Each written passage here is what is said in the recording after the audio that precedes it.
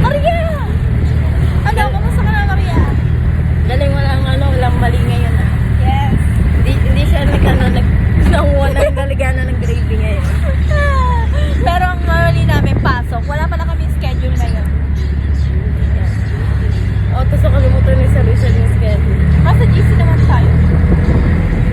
So, yun lang. Bye-bye, guys!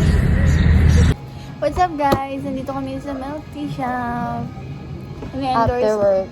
Ina-endorse po namin to. So, guys, order na kayo. Sa hulaan nyo na lang po kung anong brand po yan. So, order na po kayo. Anong Guys, order yun na? na wala na laman yung Kung sayo na lang. wala na laman. Yeah. Sayang. Babawi yan next month, guys. Pero this month na ba yun? Ha? February. Meron? Ewan ko, patapos lang. Tig- Pero na po tayong sahod sa Mac. Ayun nga. Ano ba by month?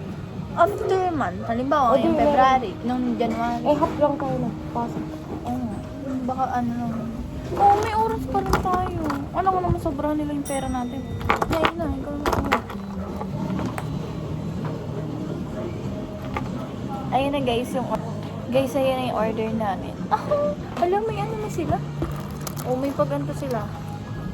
Thank Ano you, yan? Macchiato Raffle yan? Grande, iced coffee. Aww. Ganito tayo. In our... Kanino yan? Ano ba sa'yo? Mocha macchiato? Ikaw. Ikaw. Ano What yan? you want? Masarap. Natikman ko na. Ano? Piling ko parang vanilla. Sige, tikman natin pala. Kapag yun masarap, akin. Dahil lang utang lang naman.